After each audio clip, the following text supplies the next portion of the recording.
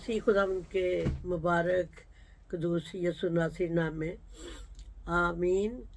कि हम पैगाम को शुरू करें और सब सुनने वालों को मेरा सलाम प्यार, सारे बुज़ुर्गों, बच्चों, बूढ़ों, जवानों और सारी बहनों को मेरी तरफ से सलाम, दुआ और बरकत यसु मसीह नासिर के नाम में आमीन। तो आइए हम अपने पैगाम को शुरू करते हैं। आज का जो हमारा पैगाम है वो है तीसरी मोहर या काला घोड़ा। तो पहले आइए पढ़ते हैं खुदा के कलाम में से। खुदा के मुकद्दस कलाम में यूँ लिखा है, और जब उसने तीसरी मोहर खोली तो मैंने तीसरे जानदार को ये कहते सुना कि आ, और मैंने निगाह की तो क्या देखता हूँ कि एक काला घोड़ा है और उसके सवार के हाथ में एक तराजू है। और मैंने गोया उन चारों जानदारों के बीच में से ये आवाज़ आती सुनी कि गेहूँ दिनार के सेर भर और जौ दिनार के 3 सेर तेल और मै का नुकसान ना कर। तो आज का कलाम ये है तीसरी मोहर और काला घोड़ा। तो ये जो आज का हमने विद पढ़ा है, ये तस्वीर जो है ना बड़ी अजीब सी है।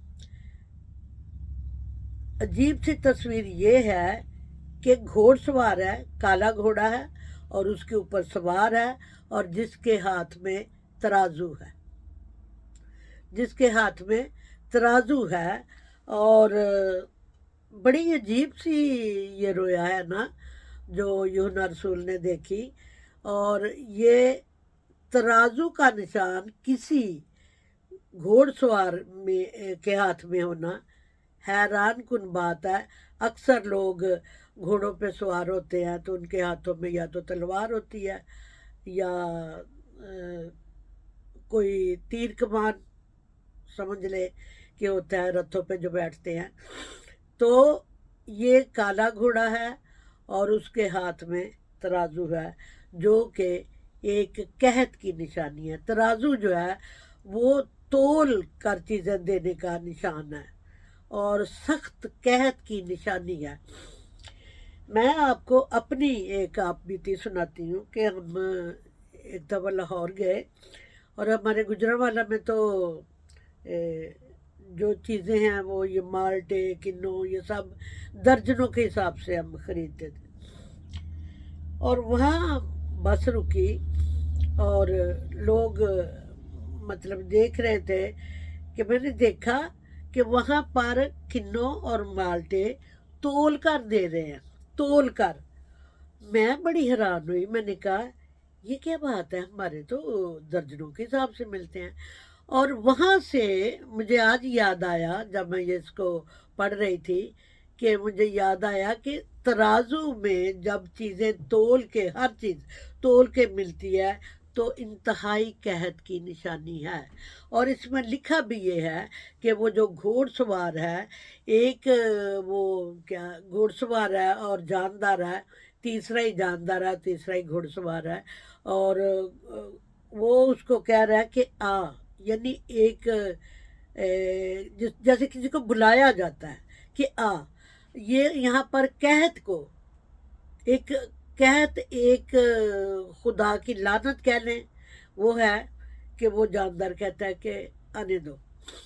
तो वो जब आता है घोड़सवार तो उसके हाथ में काला घोड़ा है जो कि कोई अच्छा निशान भी नहीं है, काला घोड़ा है और कहत की निशानी है, स्याह कहत की निशानी है। तो वो उसने तराजू पकड़ा हुआ है और वो कह रहा है कि जो गेहूँ दिनार के, जो कि 33 रुपीज़ का होता है मेरा ख्याल, तो وہ کہہ رہا ہے کہ गेहूं جو ہے وہ 33 روپیز کے یا 1 دینار کے 1 کلو یا سیر، تو جو ہے وہ 3 سیر یا 3 کلو، یہ ہوا، یعنی سخت قحط کی نشانی ہے، سخت قحط۔ فرض کریں کسی شخص کی سارے دن کی مزدوری 1 دینار کے برابر ہے، اور وہ سارے دن کی مزدوری سے اگر صرف 1 سیر وہ गेहूं ہی خریدتا ہے تو کیا کرے گا اپنے خاندان کے لیے؟ اور کھائیں گے وہ کس سے؟ خالی روٹی پانی میں ڈبو کے؟ قحط کی نشانی ہے۔ تو وہ ایک، اور جو 3 سیر، اگر وہ جو خریدتا ہے تو 3 سیر ملیں گے، تو یہ بھی سخت قحط کی نشانی ہے۔ جب یہ وہ ہے جب لوگ قحط سے مرنے والے تھے، یعنی سخت قحط کی نشانی بتائی گئی ہے۔ اور آگے لکھا ہوا ہے تیل اور مے کا نقصان نہ کر، کہ تیل اور مے کا تو پوچھ ہی نہ، وہ تو انسان کی اپروچ سے باہر ہے۔ اس قحط میں اس کی اپروچ سے بالا تار ہے تیل اور مے خریدنا۔ ایک دفعہ کی قحط کی نشانی بائبل میں ہے، جب ایلیا نبی سارپت کی بیوہ کے پاس بھیجا گیا، قحط پڑا ہوا تھا، لیکن خدا اپنے لوگوں کی فکر کرتا ہے۔ باقی ملک میں قحط تھا، لیکن خدا نے ایلیا سے کہا کہ تو جا اور سیدہ سارپت کی بیوہ کے پاس میں تجھے بھیجتا ہوں، وہاں جا اور تو وہاں رہنا جتنے دن زمین پر کالا۔ اور وہ کان بھی ایلیا نے بند کر دیا تھا آسمان کو دعا مانگ کے کہ 3.5 سال تک زمین پر بارش نہ ہو، کچھ نہ ہوگے۔ تو لیکن خدا نے اسے بچا لیا، اسے کہا کہ تو وہاں چلا جا اور تیرا میں نے انتظام کر رکھا ہے۔ وہ گیا وہاں، تو اس بیوہ کی بھی یہی تھی، کہ وہ لکڑیاں چن رہی تھی اور اس کا بیٹا تھا، اور خدا کے بندے نے، خدا کے خادم نے، ایلیا نے اسے کہا کہ ذرا سن تو میری بات، کہ تو یہ لکڑیاں چن رہی ہیں، تو ایسے کر کے مجھے روٹی کا 1 ٹکڑا لا دے، کیونکہ میں بھوکا ہوں۔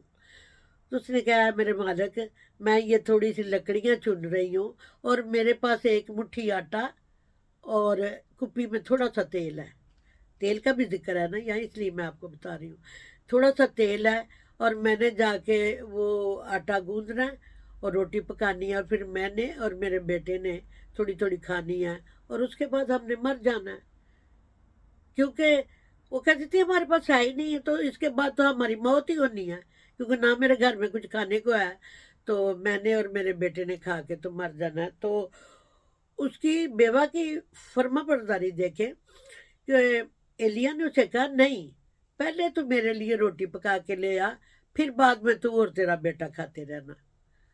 لفظوں پہ غور کرے، اس نے کہا پہلے میرے لیے لے آ، تو پھر تو اور تیرا بیٹا کھاتے رہنا، برکت بھی دے دی ساتھ ہی۔ اب اس عورت نے بالکل نہیں کوئی آبجیکشن کیا، اس نے کہا ٹھیک ہے، تو وہ گئی، اس نے روٹی پکائی، آئل لگا کے سارا کچھ، تو وہ ایلیا کے پاس لے آئی۔ اس نے نہیں کہا کہ یہ بڈھا کیسا ہے کہ میں کہہ بھی رہی ہوں کہ میرے پاس نہیں ہے، لیکن اس نے وہ فرما برداری کی برکت آپ اس کو کہہ سکتے ہیں، تو لے آئی۔ تو بعد میں وہ مرد خدا یعنی ایلیا ان کے گھر میں چلا گیا۔ لکھا کہ 3.5 سال تک نہ تو اس کے مٹکے میں سے آٹا ختم ہوا اور نہ اس کی کپی میں سے تیل ختم ہوا۔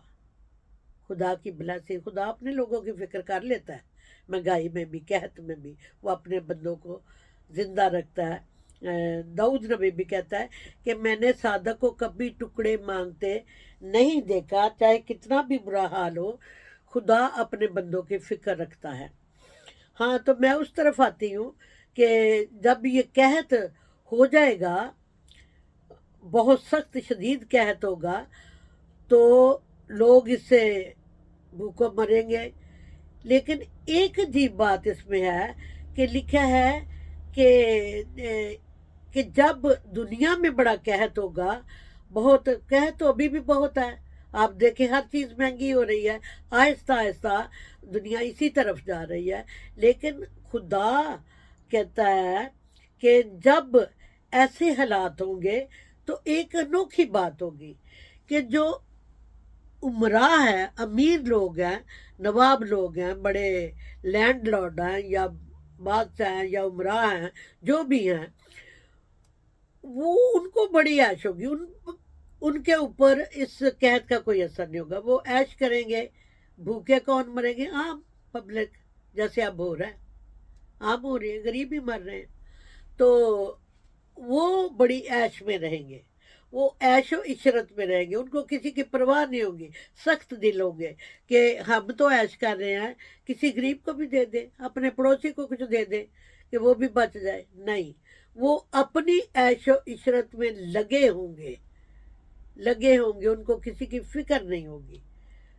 फिक्र सिर्फ खुदा अपने लोगों की करता है, जो शैतान के लोग हैं, जो बुत परस्त हैं, जो खुदा यसु मसीह पे ईमान नहीं लाते, नहीं मानते उसके कलाम को, उसके कलाम को रद्द करते हैं, बेइज्जती करते हैं, वो इस सारी वबा के हिस्सेदार होंगे, वही उन पे ये सारा कुछ आएगा। लेकिन मैंने आपको पहले बता दिया है कि खुदा अपने लोगों की फिक्र करता है। इसलिए हमें ये चाहिए कि हम खुदा के पास आए, अपने खुदावंद को खुदावंद माने, यसु मसीह नासरी को तौबा करें, तो खुदावंद आपको कहत के अयाम में भी बचाने की कुदरत रखता है। खुदावंद आपको बरकत दे। आमीन आमीन।